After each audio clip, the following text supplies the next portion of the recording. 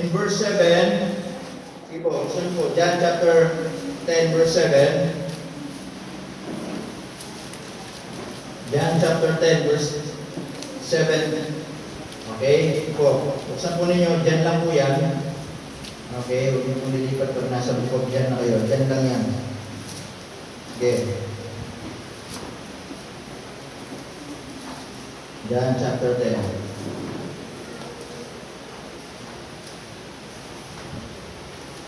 Okay, nakita niyo na po ba? Amen. Sabi ng Bible po dyan, John chapter 7, chapter 10, verse 7, the Bible tells us in verse 7, sabi dyan hanggang verse 10. Okay? Ang sabi dyan, then said Jesus unto them again. Okay, again. Ang sabi dyan, verily, verily, I say unto you, I am the door of the sheep. All that ever came before me are thieves and robbers, but the sheep did not hear them. I am the door, in verse 9. By me, if any man enter in, he shall be saved, and shall go in and out, and find pasture. Verse 10, the thief cometh not, but for to steal, and to kill, and to destroy. Amen? Yun po yung gawa ng ating kaaway.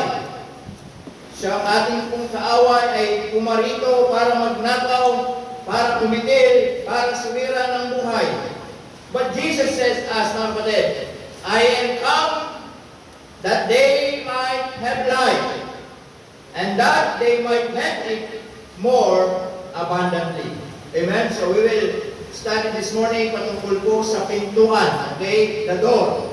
Amen? The door. Dahil po muna manalangin. Dakilang Diyos, salamat po ng marami sa umagang ito. We pray, Panginoon, na samahan kami, bigyan ng wisdom, karunungan, and especially, Panginoon, hindi lang namin ito mapakinggan. Tulungan niyo kami na ito po ay magsilbing kalakasan ng aming pananampalataya. At ito, Panginoon, ay maunawaan namin maigi, Panginoon. At alam po namin na kilang Diyos, ito po yung aming pong kalakasan. Salamat po, Panginoon. Pangusap kayo sa mga anak ninyo sa pangalan ni Jesus. Amen. Amen. Alright, you may now take your seat. Amen. Alright, so nandito po ba kayo sa Amen? Amen. Amen. Naintindihan niyo po ang aming sinasabi sa Amen? Amen. Amen. Kasi pag hindi tayo magkakaintindihan, hindi tayo magkakaliwanagan.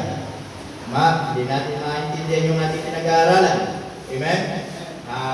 Tawag dito ay wala pong mangyayari pag hindi tayo magkakaintindihan po dito. Amen mga kapatid? Lalo na pag nag-speaking of tongues na, hindi na talaga ako maintindihan. Susubukan natin. Amen? At so muli magandang umaga po sa ating lahat. At as I said, yung iba marahil ay nagtataka, nandito na po si Mrs. Kung hindi nyo alam, nagtaka din ako kahit nandito na siya. Okay? Baka sabihin nyo yung nagsis ng mga ninyo ko. Mga kapatid, hindi ko rin alam na umuwi na pala siya. Akala ko yung after pa po ng kasal ni Samson. Pero salamat po sa Panginoon. Amen? At nakasama na po natin. Alright? So, as I said, mayroon pag hindi tayo magkakaintindihan po dito. Kasi sa Palawan, dahil sa hindi pagkakaintindihan, meron nagsuntukan. Ano ba yun? Nagsuntukan sila kasi hindi sila magkaintindihan. Yung isa nagtitinda ng kulambo. Yung isa nagtitinda ng ulam. Nagkasalubong sa daan. Siyempre, sisigaw yung paninda nila. Hindi nagkaintindihan, nagsuntukan. Sabi ng isa, kulambo! Kulambo! Sumagot yung isa nagtitinda ng ulam. Sira! Sira! Nilapitan siya. Bakit mo pinagsisigawan na sira yung ulam ko? Hindi, tinitinda ko yung ulam ko. Yung pala, yung ulam sa Palawan, hindi ko sabihin, sira. Yung sa salita, sa ulam, sira. Okay? Sa lingwahe nila Mrs. Gawin sa Palawan. Ang ulam sa kanila, sira. Pag di sila nagkaintindihan, pag nag-away talaga siya, sabi ko lang po, siguro naman yung tinda ko lang, sira! Tinutukoy niya, yung tinda niya ulam, sinisigaw niya sira, kasi ang ulam, sira. Okay? Kaya iba yung mga salita talaga pag sa Palawan. Pag doon, yung ibon, sa Palawan, langgam. Ayaw mo niwala, ito yung sabihin. Iba yung ibon dito yung nalipad. Pag nakita ng ibon, sasabihin, ay, langgam na. Sa kanila langgam ang ibon. Di ba? Pag di talaga magkaintindihan talaga, maghahabol talaga. Di ba? Yung langgam, kasi yung ibon kasi sa kanila, langgam ang tawag.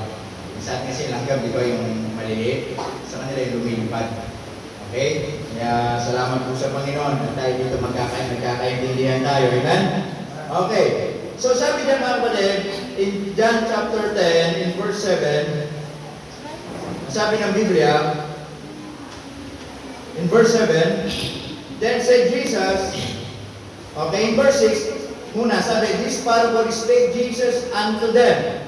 Okay? Nasabi ng Bible yan, but they understood not what things they were which He spake unto them. So, Panginoon ay nagtuturo ng isang parabola, at nung kanyang itinuro ang parabola nito ay hindi nila maintindihan. Amen, mga kapatid? Hindi nila maunawaan. Kaya nasabi ko, mahirap talaga pag hindi natin naintindihan. Hindi tayo nagkakaunawaan, wala tayong matututunan. Tama? Kaya sabi ng Panginoon, mabuti na lamang ang Panginoon po dito, in verse 7, kaya sabi niya, then said Jesus unto them, anong sabi diyan? Again. Kasi nga po, doon sa verse 6, nasabi diyan, nagsalita na ang Panginoon, nagturo na po ang Panginoon sa kanila, but they understood not kung ano yung sinasabi ni Jesus. Amen? So when Jesus spake a parable, mga kapatid, ito po ay mahalaga na maunawaan ng mga tao. Kasi ang isang parabola ay ito ay isang mga kapatid, early story ng Panginoon, pero meron itong spiritual application sa buhay natin. Kaya nga hindi lang ito basta parabola. Meron gusto ipaunawa ang Panginoon sa mga tao ito at sa bawat isa po sa atin. Kaya nga nung hindi na maunawaan, sabi ni Jesus sa verse 7, and Jesus said unto them again. Sabi niya, hindi mo maunawaan, ipaliwanag ulit. Ituturo ko ulit. Amen na ulit. Minsan ganyan naman talaga ang tao pag hindi maunawaan. Kailangan ituturo ulit hanggang maunawaan. Amen po ba? Minsan, hindi makukuha ang isang turuan sa isang pagtuturo lang. Tama? Kaya minsan, di ba, yung mga Sunday school teachers natin dito, yung mga public teachers natin, minsan talaga pag nagturo ka, meron talaga mga estudyante, hindi talaga nila makukuha agad. Minsan, meron mga mahirap mabagal pumit up. Amen? Yung nag-joke ka na, after 10 seconds, tsaka pa na lang na maunawaan yung joke, tsaka pa lang tatawa. Tama? So, meron mga kapatid, mahirap makaunawa. Pero, it doesn't mean na sila'y mahirap umunawa, hindi na sila kailangan ituruan pa. Kailangan ipaunawa talaga. Kaya dito sabi ng Panginoon, hindi nila maintindihan, pero sabi ng Panginoon, ituturo ulit sa inyo. Kaya sabi niya sa verse 7 mga kapatid, then said Jesus unto them again, verily, verily, katotohanan sinasabi ko sa sabi niya, ako ang pintuan ng mga tupa, ng sheepfold. Amen? Sabi diyan, in verse 8, all that ever came before me. Sabi niya, lahat ng mga dumating. Sabi niya, bago ako dumating. Lahat ng mga nauna sa akin ay pumarito. Sabi diyan, para, mga kapatid, magnakaw. Tama mga kapatid? Kaya sabi niya sa verse 9, ano sabi niya? I am the door. By me, if any man enter in, he shall be saved. Amen? And I want you to understand very carefully, mga kapatid, na gusto kong maunawaan natin ngayong umaga, mga kapatid, na itong pintuan na tinutukoy ng Panginoon ay hindi po pintuan ng Iglesia ni Manalo. Amen?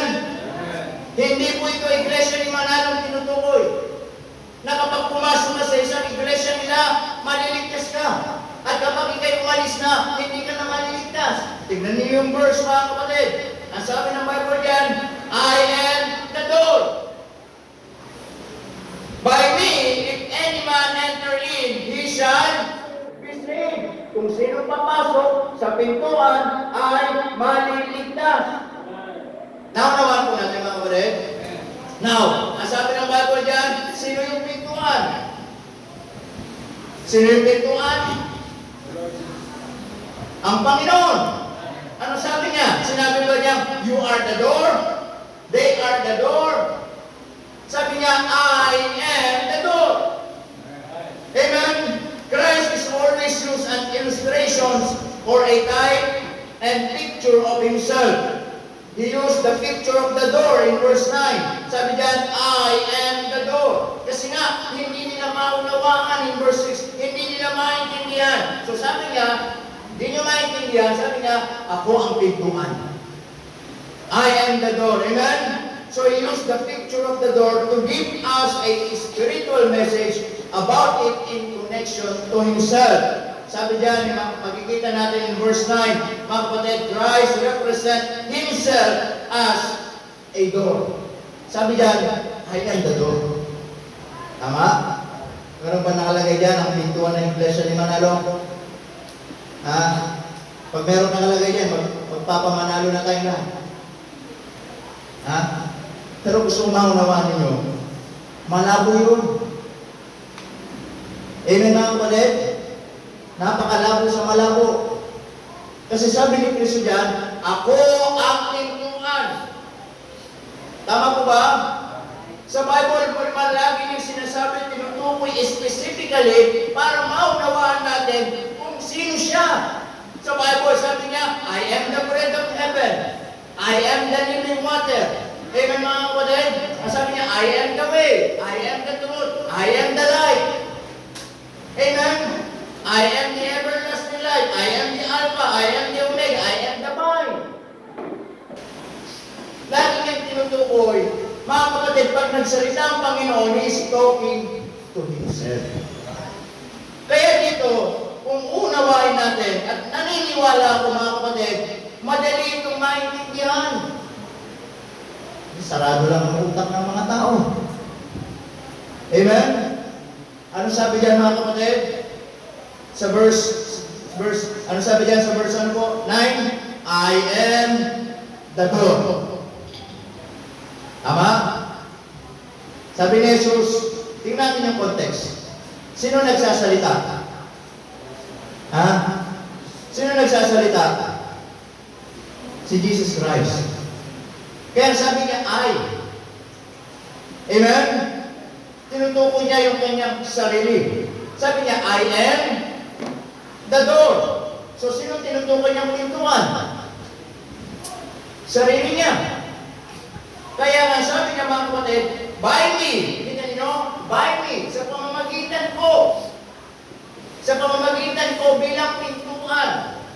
Na ang sabi diyan, kung sino man ang papasok, ay maliligtas. Ibig sabihin, kung sino man ang sa kanya'y magtitiwala o sasampalataya, ay maliligtas. Eh na nga kapatid, ikinumpara niya sa isang pintuan. Kung ang isang tao ay papasok sa pintuan na yun, sa loob nun, may buhay na wala hanggan. Eh sabi niya, ako yung pintuan. Kung ang tao papasok sa akin, maliligtas. Amen? Eh sabi na diba, eh paano pag lumabas? Tingnan niyo yung verse. Mga kapatid, ano sabi sa verse dyan? He shall be saved. Ano sabi doon? And shall go in and out. Nakita niyo? Eh kahit magpalabas-pasok pa daw eh. Shall go in and out. Lalabas, papasok, papasok, lalabas. Walang magbabago, ligtas pa rin siya. Amen, mga kapatid? Ang kaligtasan, mga kapatid, nagsisimula sa pagpasok, hindi po sa paglabas.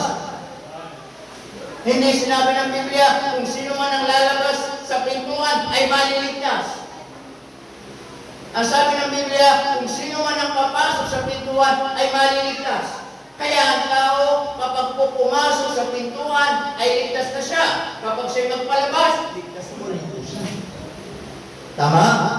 Kaya ang kaligtasan po, mga kapatid, na tinuturo dito, nagsisimula sa pagpasok sa pintuan. Amen?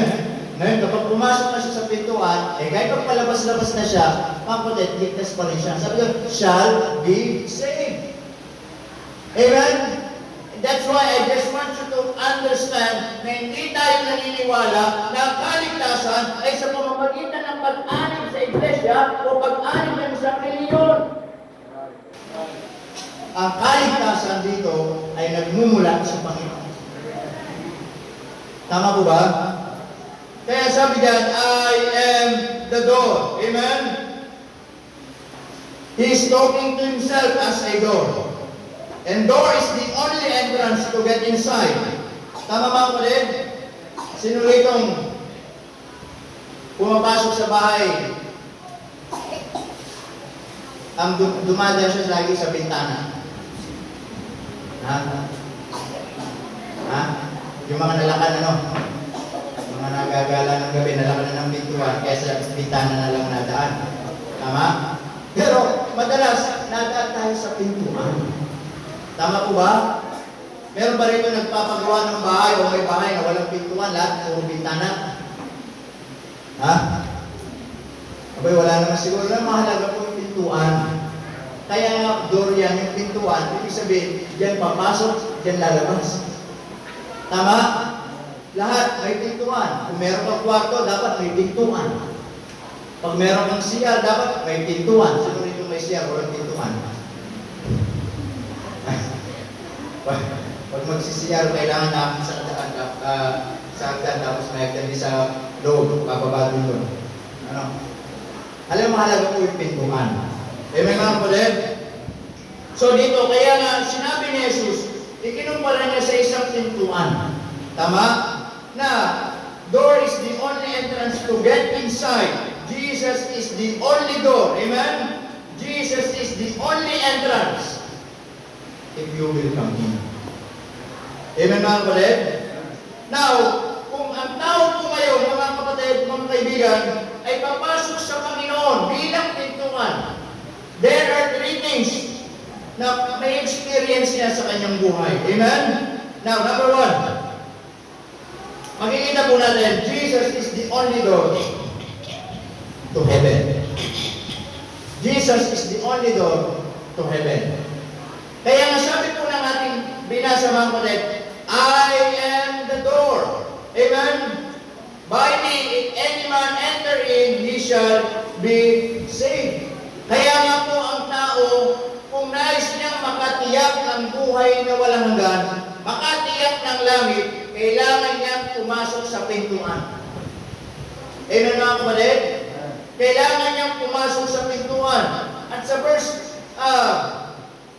11, mga kapatid, verse 10, sabi ng Bible dyan, o sa verse 9, sabi dyan, I am the door. And the Bible is clear. Jesus is the only door going to heaven. Amen? Kaya sabi dyan, by me. Nakita nyo? Sabi dyan, by me. Sa pamamagitan to, bilang isang pintuan. Ano po sabi? Mga kapatid, kung papasok ka, ay maliligtas ka. Amen? And shall go in and out, still, you will be saved. Kaya nga po, sabi ko nga po, ang kaligtasan ay nagsisimula sa pagpasok sa pintuan. Amen? Hindi po yung paglabas sa pintuan. Tama? Kundi yung pagpasok sa pintuan. Ibig kong sabihin, kaya sinabing ang kaligtasan ay nagsisimula sa pagpasok. Kasi sino man ang tao nais pumasok sa pintuan na yon ay maliligtas.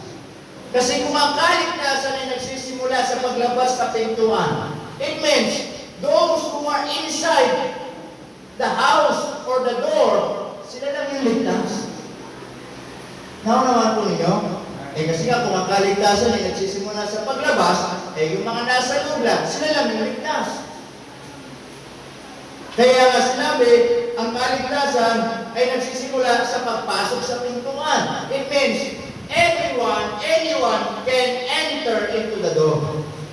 Lahat pwede pumasok sa pintuan. Amen? At yung pintuan na yun, sabi ng Biblia, ay si Jesus. Tama?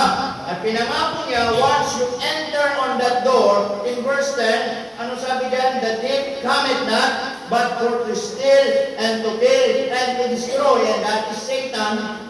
Amen? Yun po yung ating kaaway. Pumarito.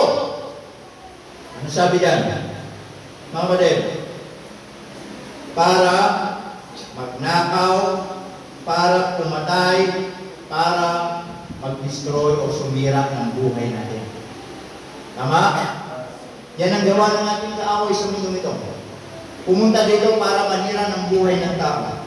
Para kumitin ng buhay ng tao. Amen? Para magnakaw ng buhay ng tao. Tama nga po din? But the Lord Jesus Christ, ano sabi niya sa verse 10? I am come. Tama? Sabi niya, ako'y pumarito that they might have life. Pumarito ako para sila ay magkaroon ng ano daw? Buhay. And that they might have it more abundantly. At yung buhay na yun, hindi lang basta buhay, kundi masaganang buhay. Amen? And may experience lamang ng tao na yung mga kapatid if they will enter to the door. Tama? At yung door na yun ay ang Panginoon. Ang sabi ng Bible in John chapter 14 in verse 6, ang sabi doon, mga kapatid, sabi diyan, I am the way. So, same situation. Tama? Pero, mga kapatid, dito, ang sabi ni Jesus, ako ang daan. So, unawain ulit natin. Sino daw yung daan? Si Jesus. Tama? I am the way, the truth. Sino daw yung katotohanan? Si Jesus. Sino daw yung buhay? Si Jesus. How can we know that? Paano natin nalaman? Sapagkat, on this context, ang sabi ng Panginoon, siya po yung nagsasalita. He's talking to His disciples. Amen po ba? Yung time na yun,